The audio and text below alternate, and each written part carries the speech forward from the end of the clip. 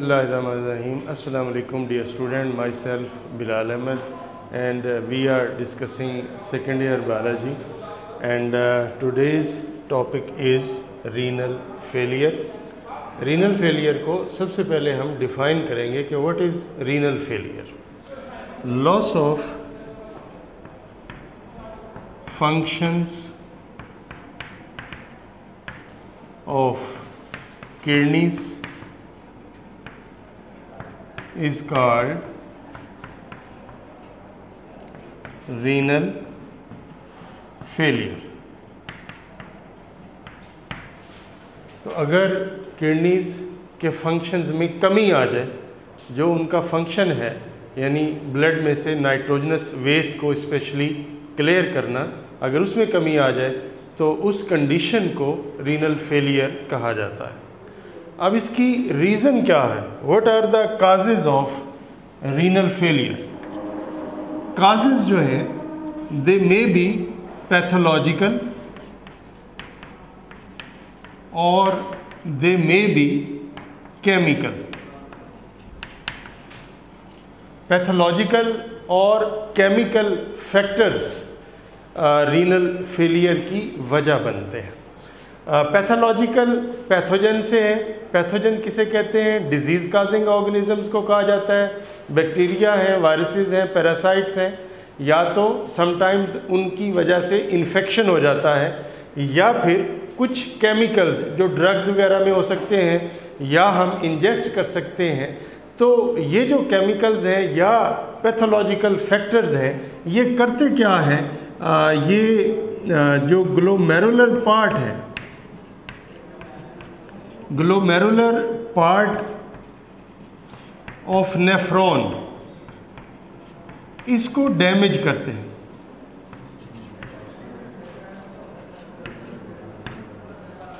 Glomerular part of nephron को damage करते हैं.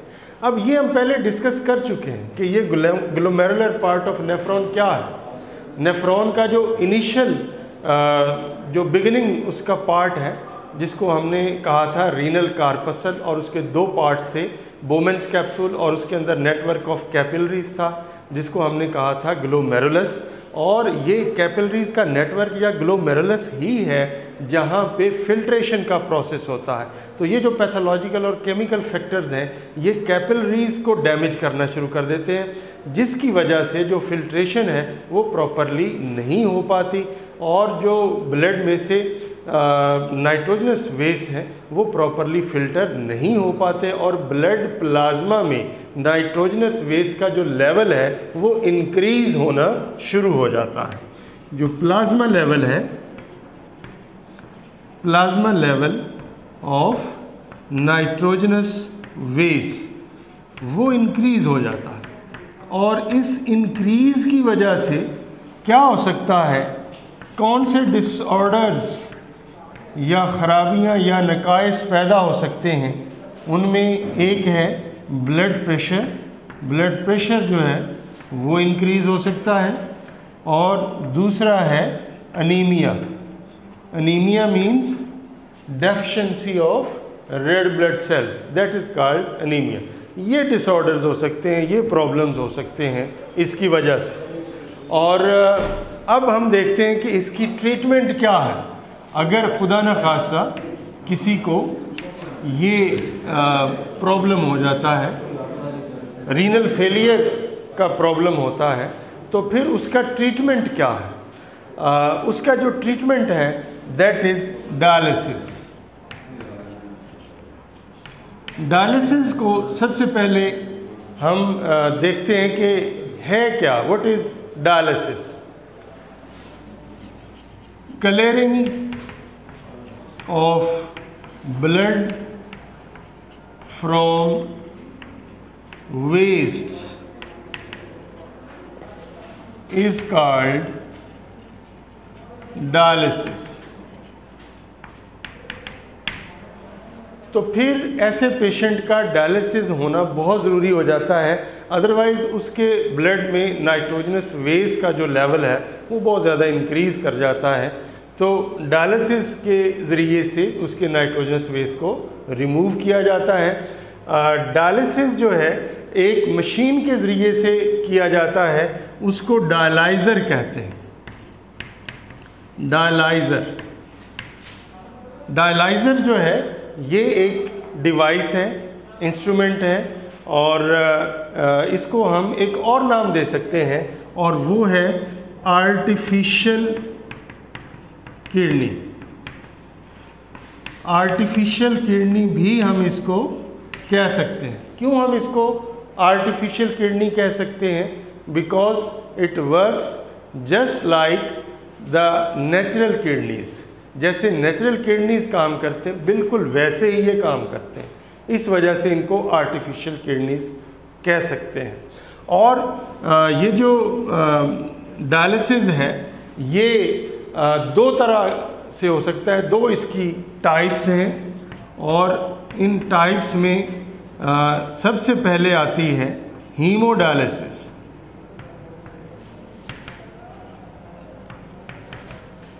और सेकंड टाइप जो है वो है peritoneal dialysis. One by one हम इनको डिस्कस करते हैं। सबसे पहले हम बात करते हैं हीमोडायलिसिस की। तो हीमोडायलिसिस जो है ये एक डिवाइस के ज़रिए से, एक किडनी मशीन के ज़रिए से ये डायलिसिस किया जाता है। और वो जो किडनी मशीन या जिसको हम डायलाइज़र भी कहते हैं, उसकी आउटलाइन है वो यहाँ पर मैं बनाने लगा हूँ। It is just like a container. जो डायलाइज़र है या किडनी मशीन है, जिसको हमने आर्टिफिशियल किडनी का नाम भी दिया है, उसका जो स्ट्रक्चर है वो इस तरह का है, जैसे कंटेनर होता है, इस तरह की उसकी शेप है। और इसके अंदर थिन मेम्ब्रेन्स होती हैं।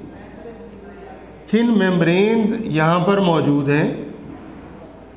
इन थिन मेम्ब्रेन्स की वजह से ये जो कंटेनर है या डायलाइज़र है,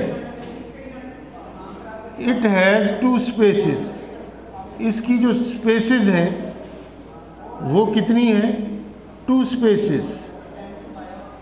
अब टू स्पेसेस जो हैं वो कौन सी हैं?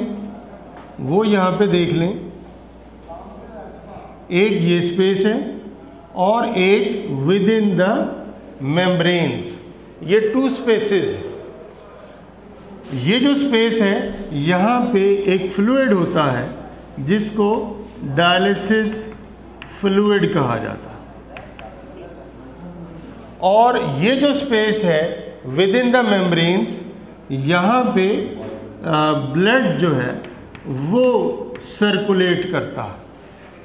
विद इन दीज मेम्ब्रेन्स जो ब्लड है वो सर्कुलेट करता है, और जो बाकी स्पेस है आर्टिफिशियल किडनी की, वहाँ पे डायलिसिस फ्लूइड होता है। ये जो डायलिसिस फ्लूइड है इसकी जो कॉम्पोजिशन है, composition just like plasma of our blood, हमारे ब्लड के प्लाज्मा की तरह से होती है। कॉम्पोजिशन वाइज अगर देखा जाए तो ये प्लाज्मा के इक्विवेलेंट है, लेकिन एक डिफरेंस होता है। हमारा जो ब्लड प्लाज्मा है उसमें तो नाइट्रोजनस वेस भी होते हैं, लेकिन ये जो डायलिसिस फ्लूइड बनाया जाता है स्पेशली इस डायलिसिस के लिए, इसमें नाइट्रोजनस वेस नहीं होते। ये एक डिफरेंस होता है। अब होता क्या है कि यहाँ से एक ट्यूब के ज़रिए से जो ह्यूमन ब्लड है वो एंटर किया जाता है। यहाँ पे एक साइड पर पेशेंट मौजूद है, और पेशेंट का जो आर्म है उसकी आर्टरी को कनेक्ट किया जाता है यहाँ पे इस ट्यूब के साथ, और आर्टरी से ब्लड जो है वो फ्लो होके इस ट्यूब लाइक स्ट्रक्चर में आना शुरू होता है। ये ट्यूब लाइक स्ट्रक्चर जो है ये ब्लड को लेकर इसमें डायलाइज़र में आती है। डायलाइज़र में यहाँ पे ये मेम्ब्रेन्स के अंदर, इन ट्यूब लाइक मेम्ब्रेन्स के अंदर ये ब्लड सर्कुलेट करता है। जब ये ब्लड सर्कुलेट करता है तो फिर क्या होता है, ये बाहर डायलिसिस फ्लूइड मौजूद है जिसमें नाइट्रोजनस वेस्ट मौजूद नहीं है, और जो ब्लड सर्कुलेट कर रहा है उसमें नाइट्रोजनस वेस्ट मौजूद है। डिफ्यूजन का प्रोसेस होता है। The nitrogenous waste move from higher concentration to lower concentration. यहाँ से नाइट्रोजनस वेस्ट निकलकर इस डायलिसिस फ्लूइड में आना शुरू हो जाते हैं। ये ब्लड इसी तरह से सर्कुलेट करता रहता है और आहिस्ता आहिस्ता अपने नाइट्रोजनस वेस्ट को बाहर डायलिसिस फ्लूइड में निकालता रहता है, और उसके बाद फिर इस ब्लड को यहाँ से निकाल लिया जाता है और वापस एक वेन के ज़रिए से, वेन आर्म की, ह्यूमन आर्म या पेशेंट का जो आर्म है उसके ज़रिए से वापस पेशेंट की बॉडी में इस ब्लड को डाल दिया जाता है। यानी एक तरफ से ब्लड जो है वो निकाला जा रहा है पेशेंट की बॉडी से, फिर वो ब्लड जो है इस डायलाइज़र में फ्लो करता है, मूव करता है, सर्कुलेट करता है, अपने नाइट्रोजनस वेस्ट को डायलिसिस फ्लूइड में बाहर डिफ्यूज़ करता है, और फिर ब्लड क्लियर होके वेन से आर्म और फिर जो है पूरी बॉडी में ये सर्कुलेट करता है। तो इस तरह से जो ब्लड है पेशेंट का वो कंटिन्यूसली सर्कुलेट करता रहता है और उसके नाइट्रोजनस वेस्ट उसके ब्लड से रिमूव होते रहते हैं।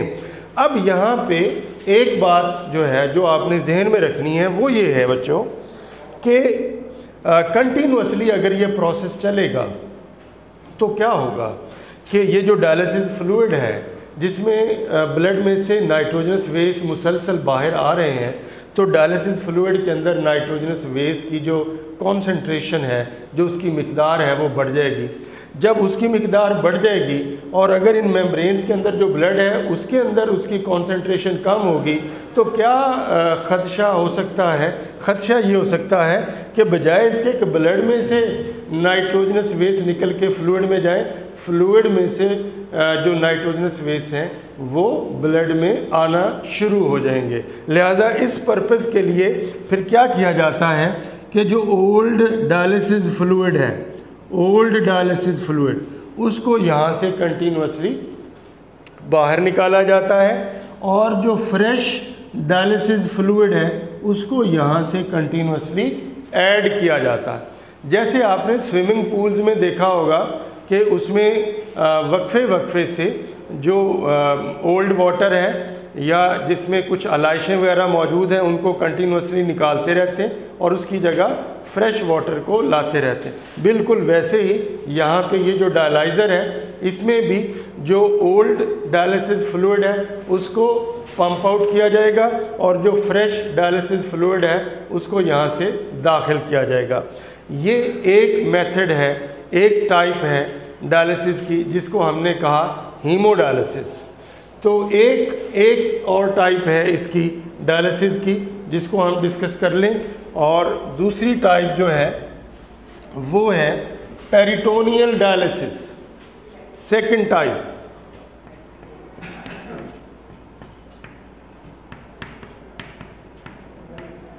पेरिटोनियल डायलिसिस, पेरिटोनियल का जो वर्ड है बच्चों ये एक कैविटी की वजह से है। उस कैविटी को पेरिटोनियम कैविटी भी कहा जाता है या सिंपल वर्ड्स में हम उसको एब्डोमिनल कैविटी भी कहते हैं। हमारी जो एब्डोमिनल कैविटी है उसकी जो इनर लाइनिंग है उसको पेरिटोनियम कहते हैं। तो वहाँ पे जो डायलिसिस किया जाता है इस निस्बत से उसका नाम जो है वो पेरिटोनियल डायलिसिस है। अब किया क्या जाता है कि एक बारीक ट्यूब ली जाती है, उस बारीक ट्यूब को कहते हैं कैथेटर, और उसकी मदद से जो फ्रेश डायलिसिस फ्लूइड है, फ्रेश डायलिसिस फ्लूइड को कंटिन्यूसली एब्डोमेन में एंटर किया जाता है और जो पेरिटोनियम है इसमें rich network of blood capillaries ये मौजूद होता है, और जब ये एब्डोमेन में आता है डायलिसिस फ्लूइड तो तो फिर ये जो ब्लड कैपिलरीज हैं इन के अंदर जो नाइट्रोजनस वेस हैं वो डिफ्यूजन के प्रोसेस की वजह से इस डायलिसिस फ्लूइड में आना शुरू हो जाते हैं और फिर एक और ट्यूब लाइक स्ट्रक्चर के ज़रिए से इसको बॉडी से रिमूव भी किया जाता है। इसका मतलब क्या हुआ कि एक साइड से कंटिन्यूसली जो फ्रेश डायलिसिस फ्लूइड है वो एब्डोमेन में दाखिल किया जाता है और दूसरी साइड से उसको कंटिन्यूसली बाहर निकाला जाता है और इस दौरान जो ब्लड कैपिलरीज के अंदर ब्लड में नाइट्रोजनस वेस होते हैं वो कंटिन्यूसली रिमूव होते रहते हैं थ्रू डायलिसिस फ्लूइड। ये सेकंड टाइप है जिसको पेरिटोनियल डायलिसिस कहते हैं और इसको बार बार करना पड़ता है। सिर्फ ये एक छोटा सा बिल्कुल 1-8 मिनट का एक टॉपिक और है और वो है बच्चों किडनी ट्रांसप्लांट। किडनी ट्रांसप्लांट जो है ये कब किया जाता है? When there is a complete loss of function of the kidneys, जब किडनीज बिल्कुल काम करना छोड़ दें, इसको हम कहते हैं uraemia. This stage is called uraemia या फिर इसको एंड स्टेज डिजीज़ भी कहा जाता है। तो इस सूरत में फिर डायलिसिस करने से भी कोई अफाका नहीं होता पेशेंट को, लिहाजा एक ही हल रह जाता है और वो है किडनी ट्रांसप्लांट।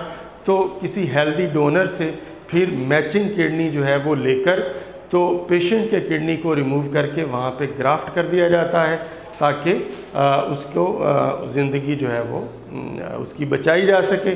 तो इस तरह से ये बच्चों किडनी ट्रांसप्लांट जो है ये फिर इसका वाहिद हल रह जाता है। Thank you very much. ये हमारा जो है एक्सक्रीशन इन एनिमल्स वो यहाँ पे एंड हो रहा है। इससे आगे हम नेक्स्ट टाइम जो थर्ड मैकेनिज़्म था होम्योस्टेसिस का यानी थर्मो रेगुलेशन उसको स्टार्ट करेंगे। अल्लाह हाफिज़।